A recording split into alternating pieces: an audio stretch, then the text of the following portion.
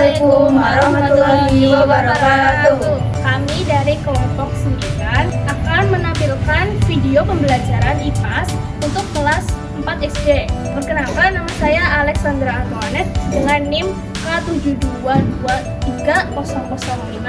Lalu ada rekan saya, nama saya Fidaria Nur Aziza dengan NIM K7223008. Saya Anissa Fatua Arjana dengan NIM K7223011. Saya Asrama Lestari dengan NIM K7223017. Selamat menyaksikan. Assalamualaikum warahmatullahi wabarakatuh. Waalaikumsalam warahmatullahi wabarakatuh. Halo anak-anak, bagaimana kabarnya hari ini? Baik, Bu. Oke, sebelum kita mulai pembelajaran pada hari ini, kita berdoa terlebih dahulu. Nah, silakan Ibu Fatwa untuk memimpin doanya. Yuk. Doa mulai. Bismillahirrahmanirrahim. Raditu billahi rabban wa bil islami dinan wa bi Muhammadin nabiyya wa rasulah. Rabbi zidni ilma warzuqni fahman. Amin. Amin. Oke, lanjut. Bu Guru akan mengabsen dulu yang hadir pada hari ini ya. Ya Bu. Pertama ada Alfidaria, hadir Bu. Anissa Fatwa, hadir Bu. Alexandra Antoinette, apakah hadir? Alhamdulillah hari ini hadir semua ya. Berarti sehat semua ya. Alhamdulillah ya. Sekarang Ibu mau tanya dulu ke kalian. Hal apa aja sih yang membuat manusia hidup rukun dan tertib? Siapa yang mau jawab? Ayo, Oke, sekarang dari Daria dulu coba. Norma Bu. Fatwa? Peraturan Bu. Ya boleh. Alex? Ya boleh. Ya. Oke anak-anak, tadi kan udah dijawab nih ya, ada norma, sama ada istiadat. Nah, anak-anak tahu belum apa itu norma, peraturan sama istiadat? Belum. Oke. Ya, jadi norma itu adalah aturan atau ketentuan yang mengatur tingkah laku manusia, yang mengatur tingkah laku kita dalam kehidupan sehari-hari. Nah, biasanya norma itu kita kaitkan dengan yang namanya adat istiadat. Adat istiadat sendiri itu apa? Adat istiadat itu adalah kebiasaan atau tradisi yang menurun dari generasi ke generasi. Contohnya norma yang di sekitar kita saja. Apa coba? Kalau kita mau berangkat sekolah, itu kalau ke orang tua ngapain dulu? Mencium tangan dulu ya. Terus kalau kita ke rumah temen ngapain dulu? Pamit, ketok pintu, permisi ya, dalam kesempatan. Ya itu adalah salah satu contohnya ya. Kemudian tadi ada peraturan. Peraturan apa itu peraturan? Tahu? Tahu. Jadi peraturan itu adalah petunjuk, bisa kita artikan sebagai petunjuk untuk mengatur suatu hal ya. Nah, peraturan sendiri itu ada dua jenis, ada peraturan tertulis dan peraturan yang tidak tertulis. Ya, peraturan tertulis itu biasanya dibuat oleh pemerintah gitu ya, sama di sekolah ada kan. Nah, kalau yang tidak tertulis itu adalah peraturan yang dibuat oleh masyarakat yang tinggal di wilayah tertentu. Jadi peraturan yang tidak tertulis ini berlaku bagi masyarakat tersebut saja. Contoh peraturan tertulis kalau di sekolah apa? Coba. Kalau setiap Senin itu kita ngadain apa? Upacara. Terus di kelas ada piket kelas. Biasanya kan itu ada daftar piket kelas, itu kan orang-orangnya ini. Terus untuk yang contohnya kalau kita mau membayar pajak, itu adalah salah satu contoh peraturan tertulis. Wajib membayar pajak sama memakai helm saat berkendara motor. Kalau yang peraturan tidak tertulis, contohnya kalau di Bali sudah ada hari raya Nyepi, itu kita tidak boleh menyalakan apa? Lampu. Terus alat elektronik itu ya. Iya, benar.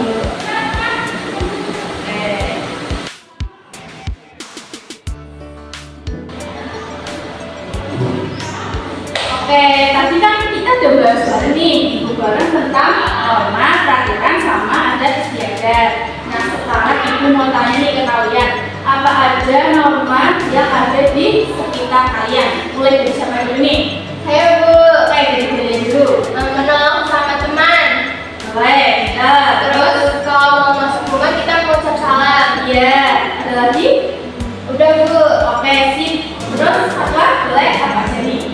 Kalau ada tetangga kita menyampaikan Bu. Iya, kita. Terus? Kalau kita minggu barang nanti kembali lagi. Iya, job. Terus Alek apa aja nih? Kita kan ada agama berbeda ya, itu saling menghormati. Iya. Kita tidak mengganggu ibadah. Iya. Kita Ya, kita. Ya, semuanya bagus, semuanya pintar, semuanya jawabannya betul.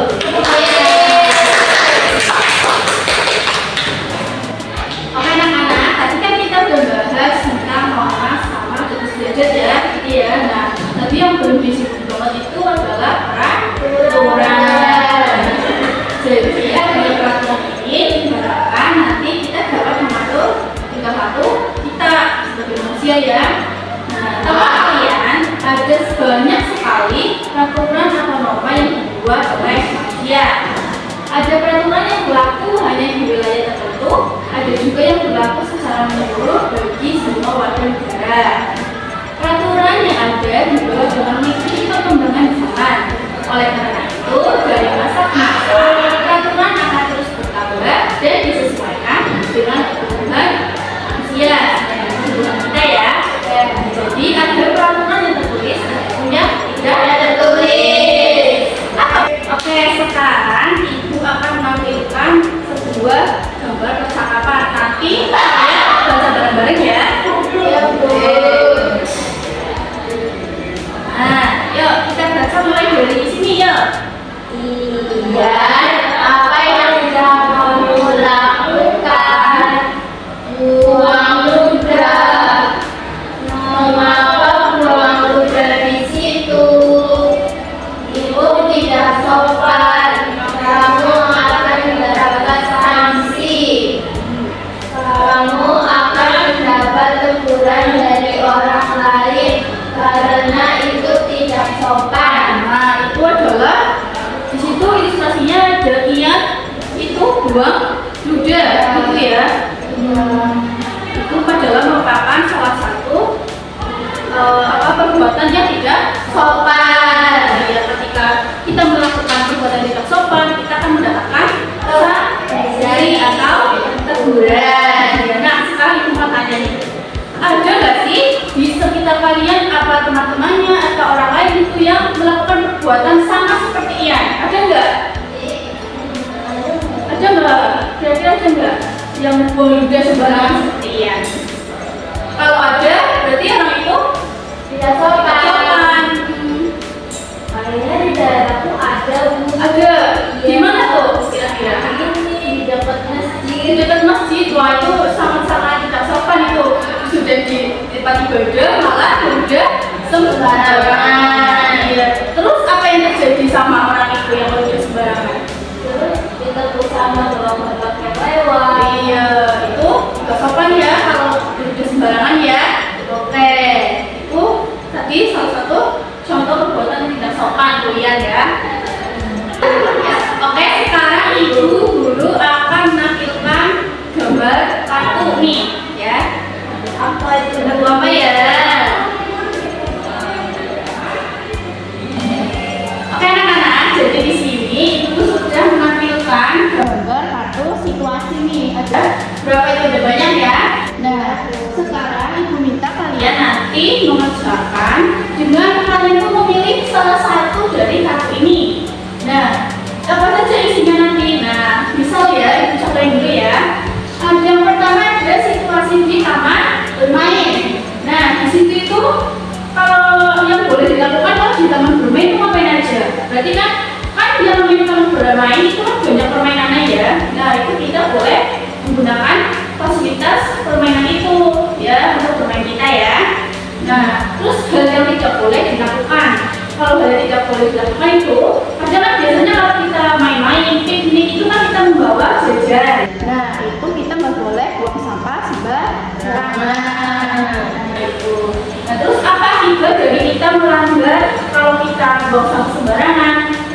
Yang ada nanti lingkungan bermain jadi kotor. Ya, itu contohnya ya. Jadi ada 3 poin yang harus dikerjakan. Nanti yang pertama apa aja yang diperbolehkan ya, terus sama yang nggak diperbolehkan di tempat tersebut, sama pelanggaran yang akan diterima kalau kita melanggar suatu perbuatan tersebut.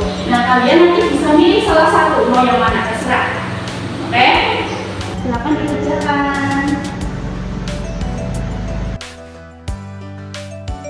Bagaimana? Apakah sudah selesai?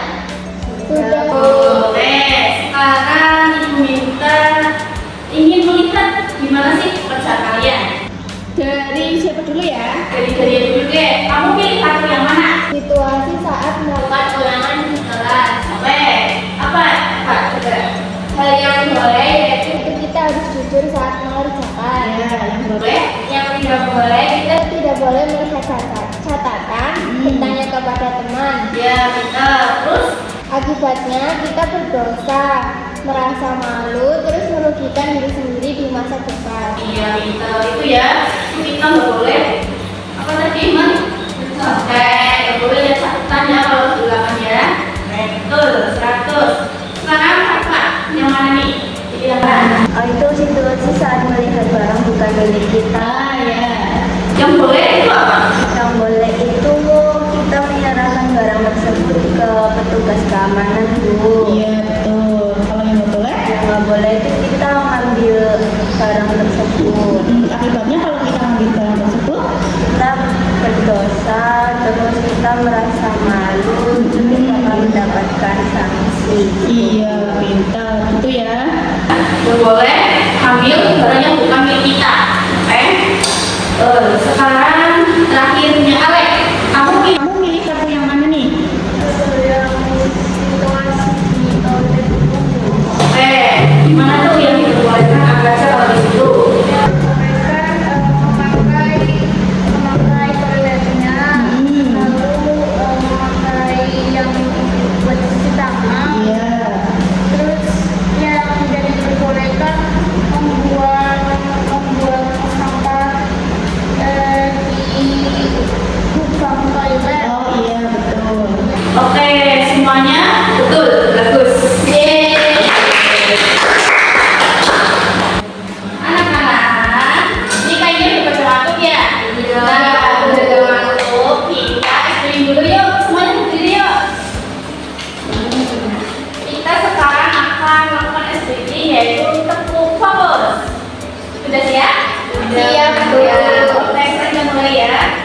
Tepuk 1, tepuk 2, tepuk 3, tepuk 4, tepuk 5, tepuk fokus, melihat, mendengar, mengingat, fokus. Oke, sekarang kita lanjut belajar lagi ya. Ya, Ibu. Oke, tadi kan kita ngerjain kalian latihan tentang gambar partisipasi. Nah, itu merupakan salah satu contoh peraturan. Nah, sekarang ini akan menjelaskan lagi tentang peraturan tadi. Peraturan itu ada yang tertulis dan ada yang tidak tertulis. Nah, peraturan itu semuanya bertujuan untuk menciptakan situasi yang tertib sehingga semua dapat berdampingan secara damai. Di rumah ada peraturan yang harus kita dipatuhi oleh seluruh anggota keluarga. Itu pula kalau kita di masyarakat, sekolah, jalan raya, dan juga di tempat ibadah. Ya, terus peraturan tertulis.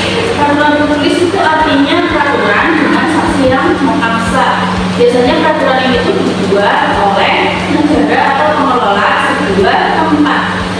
Terus untuk peraturan tidak tertulis adalah peraturan yang dibuat oleh manusia dan disesuaikan dengan kondisi masyarakat di daerah setempat. Jadi sanksi peraturan tidak tertulis ini lebih berupa kayak teguran, terus peringatan, malu pastinya ya kalau kita melanggar atau perasaan menyesal diri sendiri karena telah melanggar peraturan. Berikut ini ibu akan menampilkan sebuah gambar. Nanti kalian coba amati itu gambar sejak apa dan itu merupakan peraturan tertulis atau tidak tertulis. Sudah muncul ya. Nah, coba itu gambar sejak apa itu? Orang menyeberang jalan. Iya. Terus anak-anak tahu nggak kalau akibatnya kalau kita menyeberang jalan tapi dari zebra cross? Jadi menyeberang jalannya itu sembarangan, tidak sesuai pada tempat untuk menyeberang jalan, gitu ya. Gimana tuh? Bisa kenapa? Kalau misalnya Pak, ya bisa tentang kendaraan yang melintas dulu. betul. Jadi kalau menyeberang itu harus ada. Ya, oke. Nah, oke anak-anak, tadi kan kita udah mengamati bareng tentang peraturan tadi saat jalan raya itu ya, saat menyeberang ya. Nah, sekarang ibu akan memberi tugas kalian nanti dikumpulkan ya. Nah, tugasnya ini meliputi kalian tulis peraturan tertulis sama yang peraturan tidak tertulis. Contohnya kalian nanti bikin tiga saja, masing-masing tiga. Oke, selamat mengerjakan. Sudah, Bu. Yang sudah boleh dikumpulkan ya. Ya. Sudah, Bu. Iya, kumpulkan ya.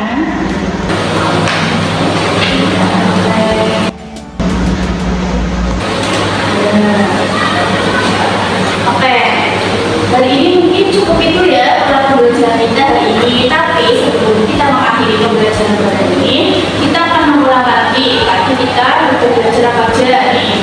Ibu sekarang ingin bertanya dulu ke kalian. Apa hal yang menarik dari yang kalian pelajari pada kegiatan hari ini? Tadi kita tadi habis mempelajari yang aja. Norma. Norma, terus? Istiadat. Iya, terus? Peraturan. Peraturan, betul.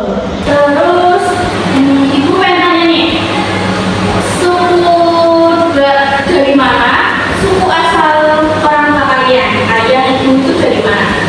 Jawa. Iya. Terus apa dia? Apa aja yang udah diajarkan sama ibu, ayah, kakek, nenek kepada kalian? Apa aja tuh? Tentang apa? Itu saling menghormati dan menghargai. Menghormati, menghargai. Terus apa lagi ya? Menolong sesama. Menolong bersama bisa. Ya. Terus apa yang bisa kalian lakukan untuk menghargai ajaran tersebut? Dengan menerapkan ke kehidupan sehari-hari. Iya, gitu ya. Jadi kesimpulan dari materi hari ini itu tadi kita sudah belajar norma-norma, peraturan, ada istiadat, yaitu sangat berguna bagi kehidupan kita pastinya ya. Nah, kalian pernah nggak sih mendengar di bahasa tentang gimana demi bijak? Di situ lagi di judul. Nah, pernah kan? Nah, jadi di lingkungan masyarakat itu peribahasa itu berlaku dimanapun. Artinya ketika kita pergi kemanapun, kita harus mengikuti aturan yang berlaku di tempat tersebut. Peribahasa tersebut misalkan bahwa ada aturan yang tersirat atau tidak tertulis yang harus kita pahami dan patuhi. Nah, jika aturan tersebut dilanggar, maka sanksi yang didapat bisa berupa teguran maupun rasa malu. Gitu. Nah, contoh